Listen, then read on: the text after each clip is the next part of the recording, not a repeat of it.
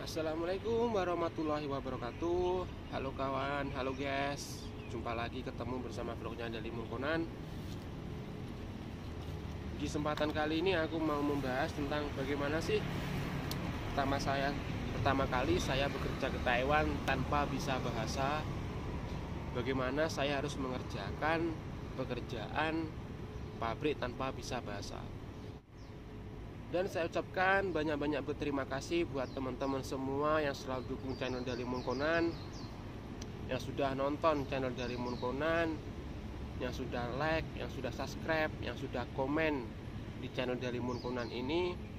Dari Mungkonan doakan semoga kalian semua, teman-temanku yang sudah menonton, yang sudah subscribe channel dari Mungkonan, selalu dalam keadaan sehat selalu, diberikan rezeki yang lancar, dimurahkan rezeki yang banyak, dipermudah segala urusannya oleh Allah Subhanahu wa Ta'ala. Kerja di pabrik Taiwan itu saya bener sama sekali nggak bisa bahasa kawan. Cuma yang aku bisa itu mungkin selamat pagi, selamat siang, selamat sore, makan. Yang paling lihai, yang paling saya ingat itu cuma ini, rokok gitu. Cuma itu pertama kali saya tiba di Taiwan, masuk bekerja di Taiwan, cuma bahasa itu yang saya pahami. Setelah tiba di Taiwan itu, bahasa itu emang sangat penting kawan.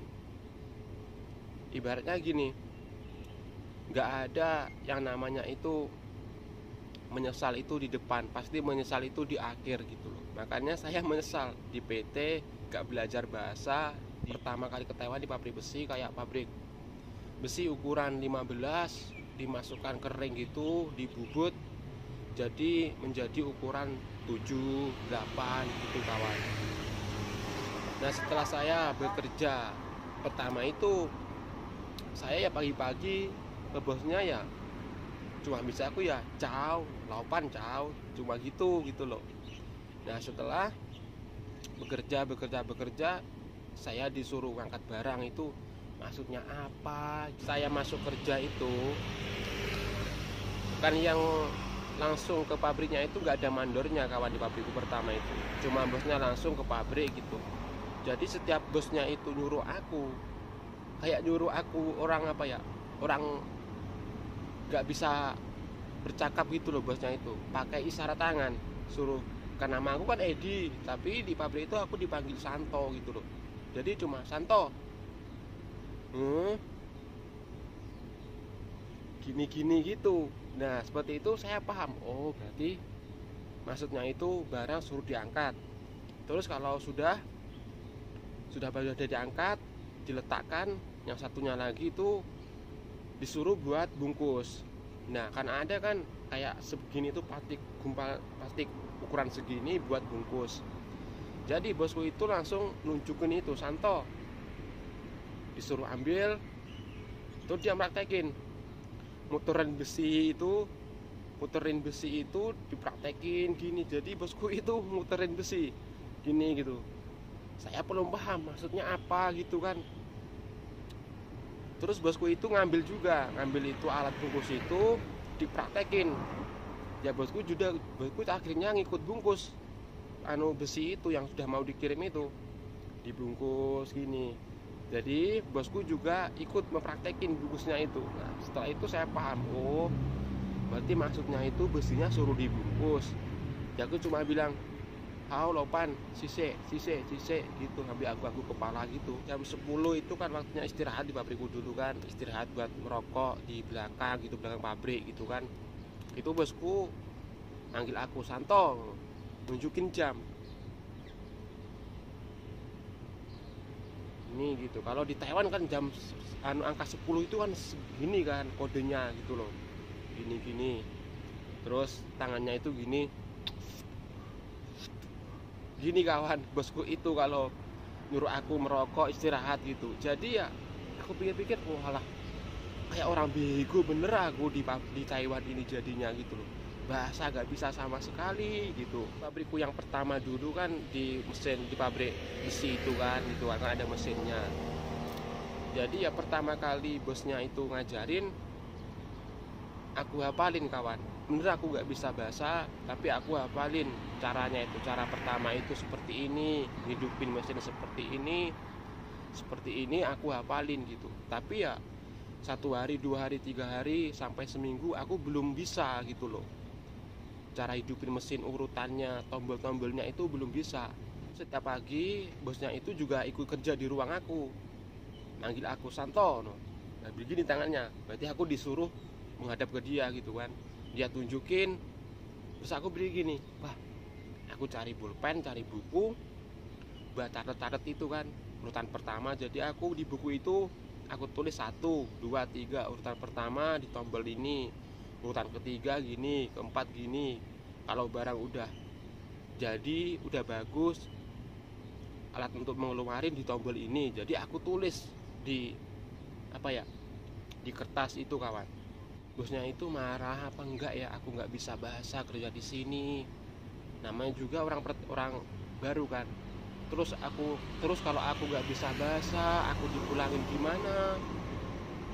Biaya juga mahal, biaya pertama sini juga hutang gitu kan, bukan modal sendiri, hutang ke tetangga gitu kan. Jadi ya di dalam pikir aku itu takut banget kalau aku dipulangin gimana gitu kan. Bener, di pabrik itu ada orang Indonesianya juga, itu orang 2, tapi beda ruangan kawan. Pabrikku yang dulu pabrik besi dulu di Tali di Taichung itu kan 2 ruangan, yang satunya ada orang Vietnam sama orang Indo, yang satunya aku sama orang Vietnam, jadi cuma 2 orang gitu loh. Terus aku itu 1 orang mesin 3, 1 orang megang mesin 3. Jadi bisa nggak bisa ya nggak bisa bahasa sama sekali ya, aku tulislah, catet gitu.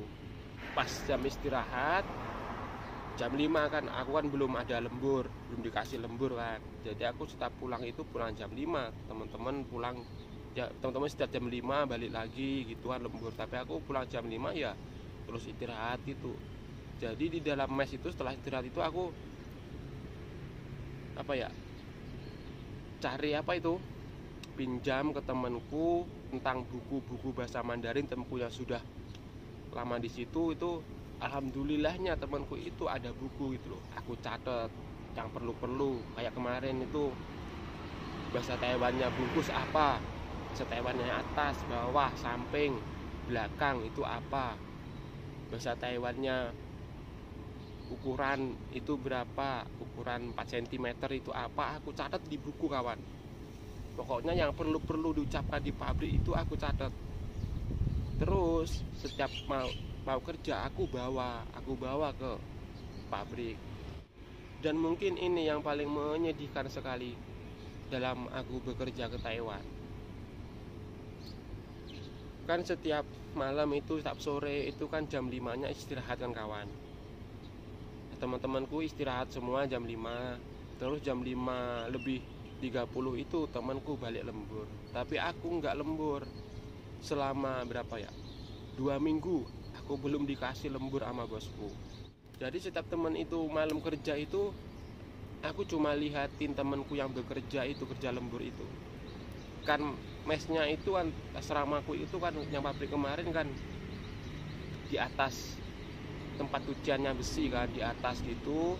Terus sampingnya itu pabrik besinya buat mesin-mesin itu buat teman-teman bekerja. Jadi aku kalau istirahat jam 5 itu lihat teman-teman dari atas mes itu.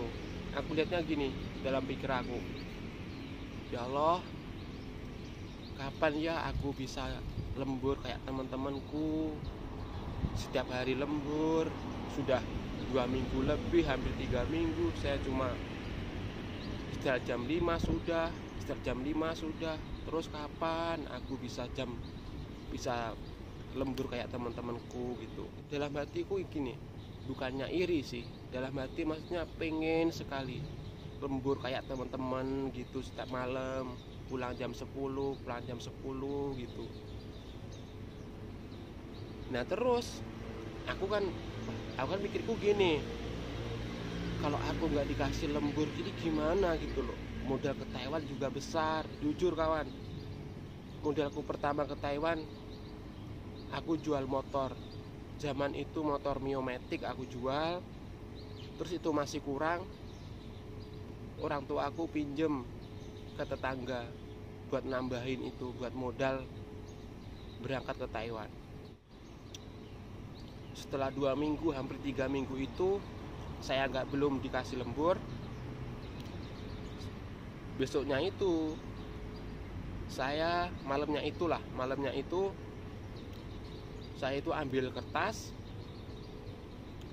sama lihat buku-buku catatan itu, buku catatan bahasa Mandarin aku pinjam ke teman itu, aku cari biasanya minta izin ke bos untuk kerja lembur. Terus aku catat, ketemu, aku catat. Besok paginya aku bawa catatanku itu soal bahasa Mandarinnya izin kerja lembur itu, aku bawa ke pabrik. Nah, bos pagi-pagi bosnya situ manggil aku sambil nyuruh hidupin mesin itu. Aku tanya ke bosku, gini aku tanya itu, kalau nggak salah kemarin itu aku catat kan, Laupan Cao. Dia bilang Cao.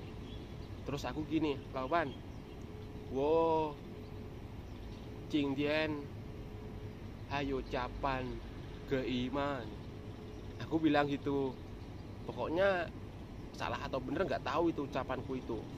Terus intinya gini, aku pokoknya minta izin buat lembur hari ini gitu kan. Sorenya aku belum dikasih lembur kawan. Aku pulang ya jam 5. Terus aku istirahat. Aku lihat lagi temanku dari atas yang kerja lembur itu, pengen sekali kerja lembur gitu. Sangat pengen sekali sama seperti teman-teman yang bisa kerja lembur, pulang sampai jam 10, bisa rasain ikutan teman-teman sibuk di jam lembur gitu loh. Terus kok ada telepon gitu, telepon dari agensi, dari penerjemahku. Saya kaget, aduh kok ada telepon dari penerjemah, ntar aku dipulangin gitu kan. Namanya juga orang pertama kerja ke Taiwan ya kawan, jadinya takut bener, bahasa nggak bisa ntar dipulangin gitu. Ya alhamdulillahnya agenku itu telepon, dia bilang, kamu tadi izin ke bos kalau kamu mau lembur ya. Iya mbak, itu soalnya saya hampir 1 bulan loh belum ada lembur. Terus gimana? Saya bingung gitu kan. Terus alhamdulillahnya juga itu agenku itu, penerjemahku itu bilang, tadi bosmu telepon ke aku, katanya mulai besok kamu bisa lembur. Pokoknya mulai besok kamu setiap hari bisa lembur gitu. Setelah itu aku beneran, ya Allah, beneran seneng banget, akhirnya aku bisa lembur, bisa seperti teman-teman kerja lembur gitu kawan. Pengalamanku pertama masuk kerja di pabrik Taiwan tanpa bahasa kawan. Kalau aku pribadi bener ada rasa takut gak bisa bahasa. Lihat keadaannya sekarang setelah tiba di Taiwan di pabrik gak bisa bahasa. Takutnya gini, entar dipulangin gak bisa bahasa gitu. Gimana kalau dipulangin, modal besar. Jadi alhamdulillahnya juga lama-lama aku ya bahasa sedikit bisa. Soalnya setiap kata-kata itu yang pernah diucapin bos itu aku catat di buku, aku cari penerjemahannya gitu kawan. Soal bungkus barang, angkat barang, packing barang itu aku catat semua di buku, aku letakkan aku tempelin di samping mesin gitu kawan. Jadi ya sedikit-dikit, hampir sekitar 1 tahunan lah, dikit-dikit aku bisa bahasa. Soal mesin, soal urutan-urutan mesin masukin sini cuma aku hafalin kawan.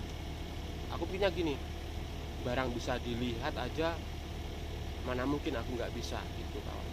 Oke kawanku, jadi seperti itu pengalamanku pertama kerja ke Taiwan tanpa bisa bahasa sama sekali. Jadi nggak usah takut kalau kita bener-bener nggak bisa bahasa setelah tiba ke Taiwan. Kalau soal kalau soal mesin itu gini aja prinsip kita kayak aku, barang bisa dilihat, lama-lama mana mungkin nggak bisa gitu. Barang bisa dilihat loh, barang bisa dilihat otomatis kita bisa lah itu. Dan untuk teman-teman semua yang sudah menonton channel Dalimun Conan, yang sudah mendukung channel Dalimun Conan, saya ucapkan banyak-banyak terima kasih sekali buat kalian. Kalau bukan kalian siapa lagi, kalau bukan sekarang, kapan lagi ya kawanku. Dari saya Dalimun Conan. Wassalamualaikum warahmatullahi wabarakatuh.